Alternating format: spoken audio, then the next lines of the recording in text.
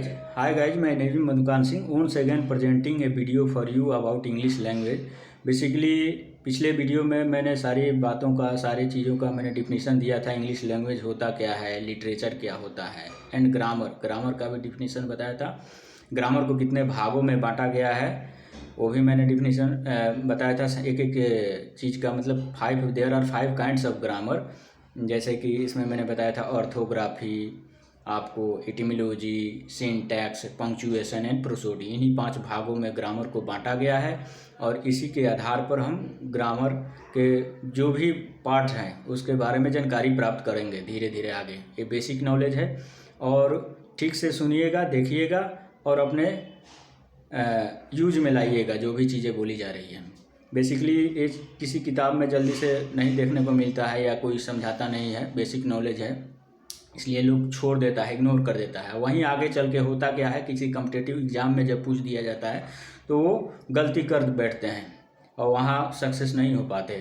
इसमें मैंने जो बिगनर है, जो बिल्कुल नहीं जानता है, ठीक है, इंग्लिश माध्यम से पढ़ रहे हैं, इंग्लिश मीडियम से पढ़ रहे हैं, उनसे पूछ दिया जाएगा तो नहीं उसको बता पाते हैं। बिकॉज स्कूल में या कहीं पे पढ़ाया जाता है या ना पढ़ाया जाता है, जो भी होता है, ठीक है। तो यहाँ पे इसको देखिए, सुनिए और अपने यूज में लाइए, ठीक है। तो ऑर्थोग्राफी के बारे में हम जानेंगे कि ऑर्थोग्राफी क्या होता है, किसे कहते हैं, वर्णमाला क्या होता है। तो इसके बारे में, वर्ण के बारे में, अक्षर के बारे में ज्ञान प्राप्त होता है, उसे वर्णमाला कहते हैं।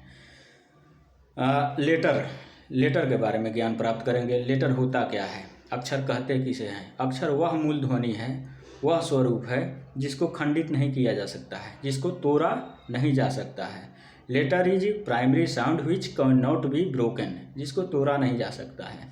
26 लेटर जो है इंग्लिश लैंग्वेज में, उन्हीं पर हम बोलते हैं, लिखते हैं या सुनते हैं जो भी, तो इसके बारे में ज्ञान प्राप्त करते हैं। तो लेटर को भी इंग्लिश लैंग्वेज में जो लेटर 26 है, इसको 3 भागों में बांटा गया है। There are 3 kinds of letter in English language. Basically सबसे पहले जो आता है वो वॉवेल होता है। वॉवेल को पाँच वॉवेल हैं, ए ई आई ओ यू, जो 26 में लेटर 5 हैं, ए ई आई ओ यू, इनको वॉवेल बोला जाता है।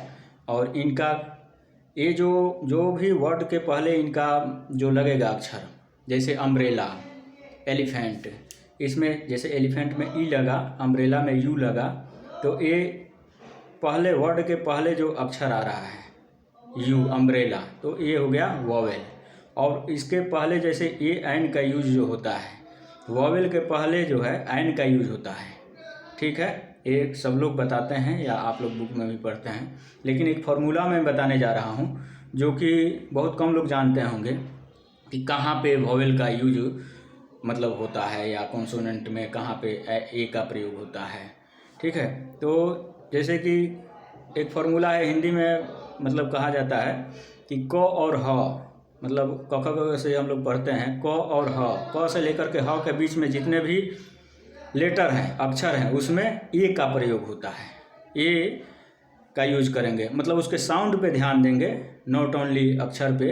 हम साउंड उसका कैसे निकल रहा है उस पे, क और ह के बीच में जो भी आएगा लेटर, उसमें हम ए का प्रयोग करेंगे। और क और ह के बाहर जितने भी लेटर हैं उसमें एन का यूज होगा बेसिकली। तो इसको हमेशा याद रखिएगा, क भीतर ए और क ह बाहर एन का यूज ऐसे करेंगे, इस फार्मूला को याद रखेंगे। दूसरा आता है कॉन्सोनेंट। 21 कॉन्सोनेंट हैं आपको अल्फ़ाबेट में, इंग्लिश लैंग्वेज में। तो इन 5 को छोड़ करके जितने भी अक्षर बच गए, जितने भी लेटर बच गए, उसको कॉन्सोनेंट कहते हैं। तो सबसे पहले वॉवेल का डिफिनीशन ये है, the letter which pronunciated without the help of any other letter, बिना किसी दूसरे अक्षर वर्ण की सहायता से जिस वर्ण का उच्चारण होता है उसे वॉवेल कहते हैं।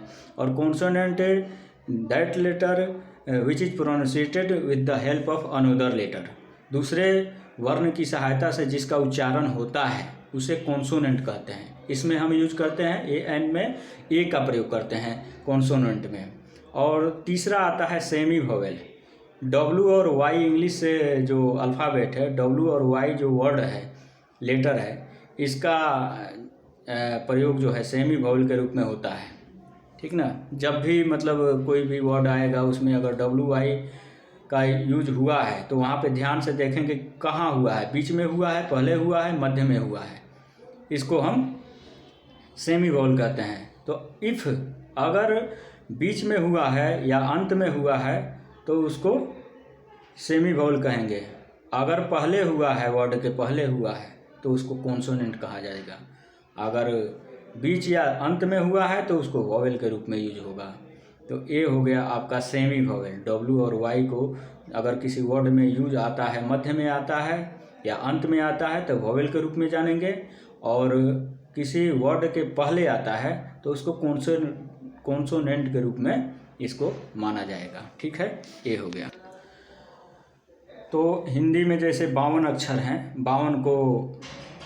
52 पे ही मतलब हिंदी हम लोग ज़्यादा मतलब सब कुछ बोलते हैं, सुनते हैं। तो 52 में 13 जो है इसमें वॉवेल है, स्वर है, एंड 35 जो है व्यंजन है, और 4 कंपाउंड है। तो ये 52 अक्षर हैं हिंदी में, और 26 लेटर हैं इंग्लिश लैंग्वेज में। तो ये सारी चीज़ें दिमाग में रखिएगा, बेसिक है। ए एन का मैंने फार्मूला बताया था, क और ह के बीच में जो भी लेटर आएगा उसमें ए का प्रयोग होगा, और एन का प्रयोग क और ह के बाहर जो भी आएगा लेटर उसमें एन का यूज होगा। कह भीतर ये और कह बाहर एन, ये फार्मूला है, याद रखिएगा। और बेसिकली कभी भी एग्ज़ाम में ये फार्मूला यूज कर सकते हैं। किसी भी सेंटेंस में अगर देखेंगे वो अक्षर कैसे यूज हुआ है उसके अनुसार ए एन का यूज वहाँ पे कर लेंगे, कोई दिक्कत नहीं होगा, और कोई इसको काट नहीं सकता है, ये बिल्कुल सही है, ठीक है। तो मेरे चैनल का नाम है कांत इंग्लिश कॉम्पिटिटिव क्लासेज, और अभी नया मैंने स्टार्ट किया है, बेसिक से स्टार्ट किया है, इसलिए जो भी सुन रहे हैं मेरे भाई बंधु इसको मेरे चैनल को सब्सक्राइब करें।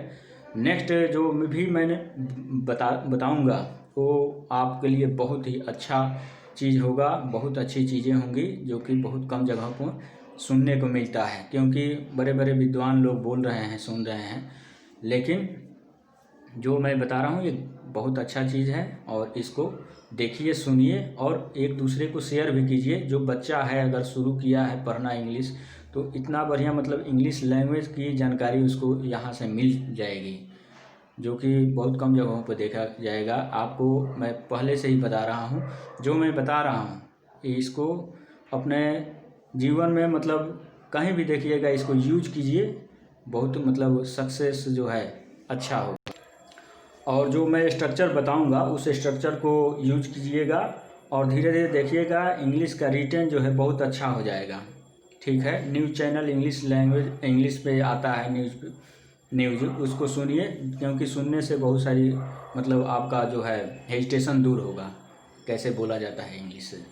लिखिए फिर पढ़िए, बोल के पढ़िए, तो ये बहुत ज़रूरी है। साथ साथ करते जाइए, देखिएगा बहुत जल्दी से सीख जाएंगे, क्योंकि सुनने से इंग्लिश कोई बोल पाता है या कोई भी भाषा बोल पाता है, सुनने से, नॉट ओनली पढ़ने लिखने या कुछ भी। जब तक आप सुनने से देखते हैं बच्चा जो है सुन के ही कोई भी भाषा जो है बोलने लगता है, वैसे ही सुनिए, न्यूज़ चैनल सुनिए, कन्वर्सेशन सुनिए, उससे आप बिल्कुल सीख जाएंगे। तो मेरे लास्ट में यही कहूँगा कि मेरे चैनल को सब्सक्राइब कीजिए, कांत इंग्लिश कॉम्पिटिटिव क्लासेज, और इसी के साथ दूसरे वीडियो का इंतज़ार कीजिए। नेक्स्ट वीडियो भी बहुत इम्पोर्टेंट होगा, बहुत अच्छी चीज़ें मैं बताऊंगा, और उसको सीखिएगा, ठीक है। तो मेरे चैनल का नाम है कांत इंग्लिश कॉम्पिटिटिव क्लासेज। धन्यवाद।